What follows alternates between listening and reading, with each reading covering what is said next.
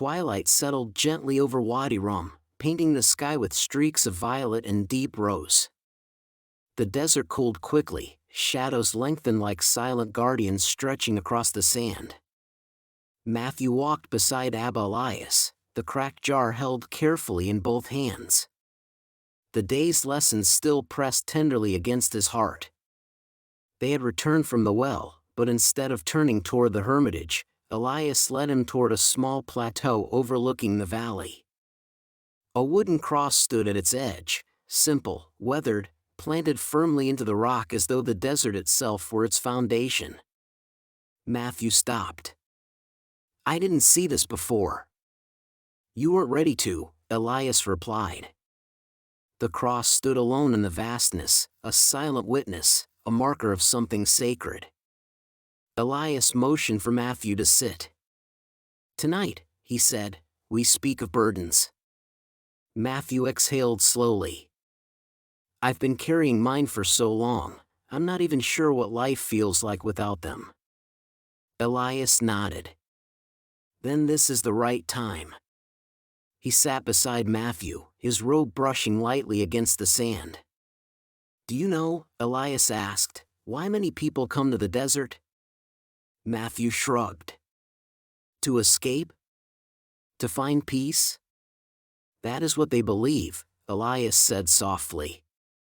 "But the truth is deeper. They come because the desert reveals the weight on their shoulders." Matthew frowned. "What do you mean?" Elias picked up a smooth stone the size of his palm and handed it to Matthew. "Hold this." Matthew took it. It felt light. "Now imagine," Elias continued, "that every regret, every fear, every disappointment, every sin, every expectation you have carried, is one stone." Elias placed another stone on top of the first. And another. And another. Soon, Matthew struggled to hold them all. They slipped, pressing sharply against his fingers. "That," Elias said, "is how your soul has been walking for years." Matthew let the stones fall. They landed with soft thuds. "I know," Matthew whispered. "I feel like I'm always moments away from collapsing." "Because you are," Elias said gently. The monk lifted his staff and pointed toward the wooden cross. "That," he said, "is where burdens go." Matthew stared at the cross. His throat tightened. "I don't know if I know how to give things up to God." Elias placed a hand on his shoulder. "Then let me teach you." The monk stood, motioning for Matthew to follow. "Come. Bring the jar." Matthew held the cracked vessel in his hands.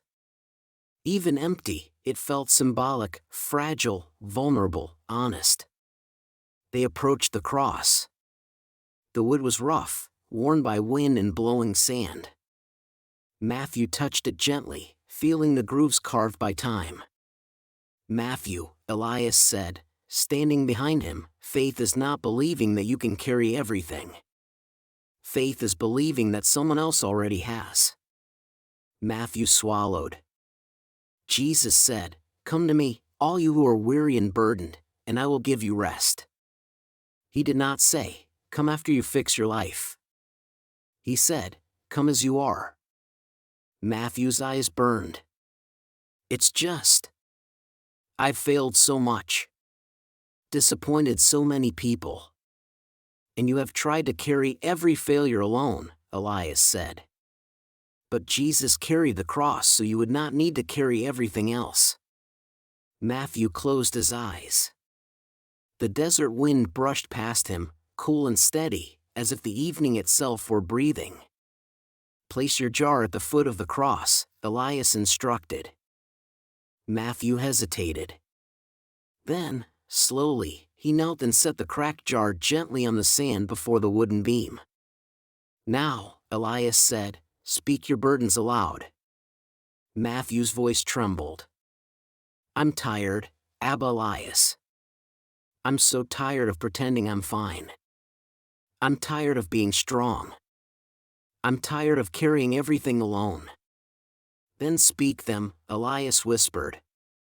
Matthew inhaled shakily. I give you my failures, he whispered. I give you my fear. I give you my shame. I give you my exhaustion. I give you my brokenness. I give you everything I've been hiding, even from myself. As he spoke, something loosened in him, something deep, something old. His shoulders weakened and collapsed inward as though an invisible weight had finally been lifted. His breaths came in uneven waves. Tears blurred his vision, falling silently onto the sand. Elias placed both hands gently on Matthew's shoulders. Matthew, look at the cross. Matthew raised his eyes. In your weakness, Elias said, he is strong. In your emptiness, he fills. In your breaking, he restores. You were never meant to be your own savior. The words broke Matthew open completely. He bowed his head, tears falling freely. Jesus, Matthew whispered, carry what I cannot. A profound stillness settled over the desert. Even the wind seemed to still its breath. Elias knelt beside him. This is faith, Matthew. Not an idea. Not a belief. A surrender. Matthew felt something warm wash through him, peace, gentle and deep, like water seeping into parched ground.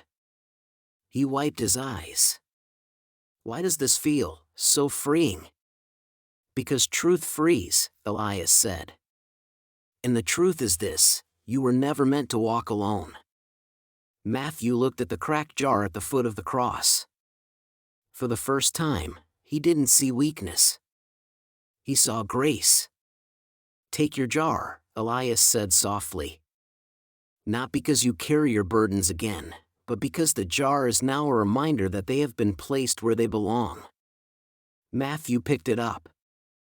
It felt lighter, either physically or spiritually, he couldn't tell. And remember this, Elias said as they began walking back. God does not remove our cracks. He fills them with himself. As they walked, the first stars emerged, tiny points of light shimmering in the vast canvas of sky. Matthew exhaled, long and slow, as if releasing the last remnants of a lifetime's weight. He whispered into the night, "Thank you. Thank you. Thank you." And the desert, as always, listened.